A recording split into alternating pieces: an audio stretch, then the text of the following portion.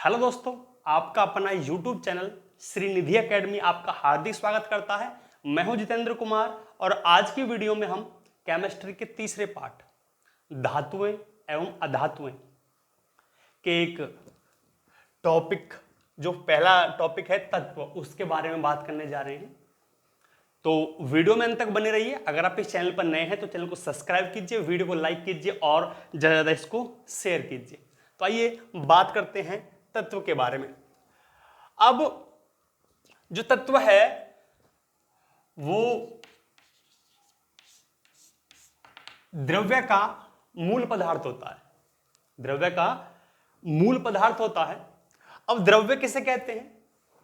ऐसा कोई भी पदार्थ जो स्थान घेरता है और जिसमें बोझ होता है उसे द्रव्य कहते हैं। जो स्थान घेरता है और जिसमें बोझ होता है, द्रव्यमान होता है, उसे क्या कहते हैं? हम द्रव्य कहते हैं। ठीक है। तो तत्व की खासियत यह होती है कि यह समान परमाणुओं से मिलकर बना होता है, क्योंकि इस ब्रह्मांड की सबसे छोटी इकाई जो है वो क्या है? वो परमाणु है। ठीक है। और जो समान परमाणुओं से मिलके जो चीज बनती है उसे ही तत्व कहते हैं। ठीक है। जैसे लोहा है, जैसे लोहे की सरियां हैं, उसमें बहुत सारे अणु हैं, बहुत सारे परमाणु हैं उसमें। ठीक है। लेकिन सब जितने भी परमाणु हैं उसमें सब समान है। ठीक है। इसलिए लोहा क्या है? एक तत्व है। ठीक है। तो सबसे पहले हम तत्व की परिभाषा लिखते हैं। देखेंगे गौर से, बोर्ड पर परिभाषा लिखी हुई है। तत्व द्रव्य का मूल पदार्थ है जो समान परमाणु से मिलकर बना होता है। परिभाषा हम यहां तक लिख सकते हैं। ठीक है। आगे भी लिखना चाहें लिख सकते हैं। ठीक है। यहां तक परिभाषा में काम चल सकता है, आपकी परिभाषा सही मानी जाएगी। ठीक है। अगर बड़ी लिखना चाहें तो लिख सकते हैं, तत्वों को भौतिक या रासायनिक विधि द्वारा आगे सरल पदार्थ में विभाजित नहीं किया जा सकता। ठीक है। जैसे सोना है, सोने को कितना भी तोड़ ले हम, वो सोना ही रहता है। ठीक है। उसको हम विभाजित नहीं कर सकते। ठीक है। मतलब उसका अस्तित्व हम समाप्त नहीं कर सकते। सोना क्या रहेगा? सोना ही रहेगा। ऐसे ही वो टूट तो सकता है, जैसे लोहे की सरियां है, वो टूट तो सकती है, सारा लोहा है, लेकिन रहेगा क्या? लोहा ही। ठीक है। तो हम किसी भी विधि द्वारा उसको विभाजित नहीं कर सकते, वो तत्व ही रहता है। ठीक है। मतलब पदार्थ का जो शुद्ध रूप है वो क्या है? तत्व है। ठीक है। आगे चलते हैं। गुणों के आधार पर तत्वों को 3 भागों में विभाजित किया जा सकता है।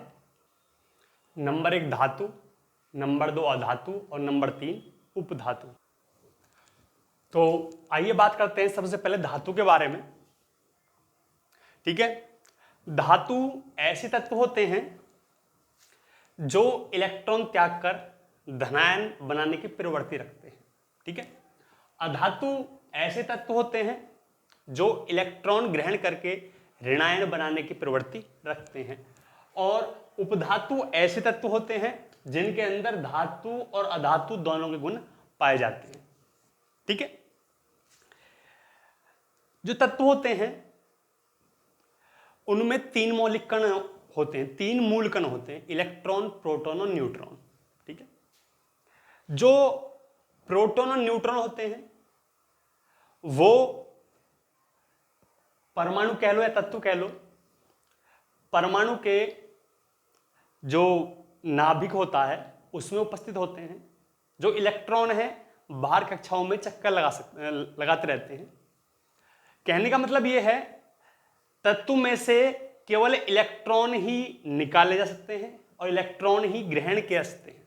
ठीक है। इलेक्ट्रॉनों के त्यागने और ग्रहण करने के आधार पर तत्व 3 प्रकार के हैं, धातु, अधातु और उपधातु। ये इलेक्ट्रॉन त्याग सकते हैं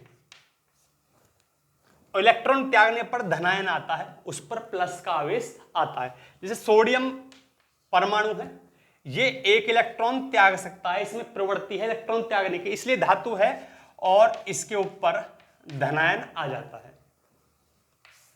अधातु जैसे क्लोरीन है, क्लोरीन इलेक्ट्रॉन ग्रहण कर सकता है इलेक्ट्रॉन ग्रहण कर सकता है, और इलेक्ट्रॉन ग्रहण करने पर इसके ऊपर माइनस का आवेश या ऋणायन बन जाता है, ठीक है।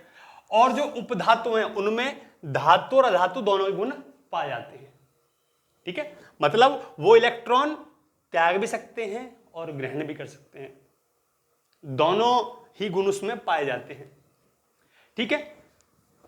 तो इनकी परिभाषा हम लिख देते हैं। दो परिभाषा लिखी हुई है। सबसे पहले धातु की है, वे तत्व जो अपनी सामान्य अवस्था में इलेक्ट्रॉन त्याग कर धनायन बनाने की प्रवृत्ति रखते हैं धातु कहलाते हैं। एग्जाम्पल सोडियम, सोडियम, और इसका प्रतीक होता है Na, ठीक है।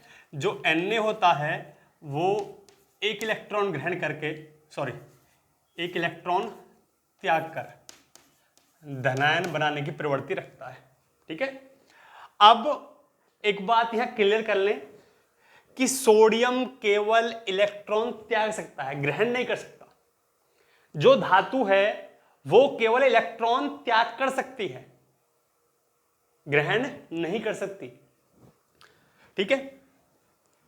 आगे अधातु, वे तत्व जो अपनी सामान्य अवस्था में इलेक्ट्रॉन ग्रहण करके ऋणायन बनाने की प्रवृत्ति रखते हैं धातु कहलाते हैं। एग्जाम्पल है क्लोरीन, नाम लिखते हैं हिंदी में क्लोरीन, और इसका प्रतीक होता है Cl, ठीक है। और आगे लिखते हैं जो क्लोरीन है एक इलेक्ट्रॉन ग्रहण करके ये ऋणायन बनाने की प्रवृत्ति रखता है, ठीक है। धातु की परिभाषा है, स्क्रीनशॉट आप ले सकते हैं इसका। उपधातु की परिभाषा है, वे तत्व जो धातु व अधातु दोनों के गुण प्रदर्शित करते हैं उपधातु कहलाते हैं।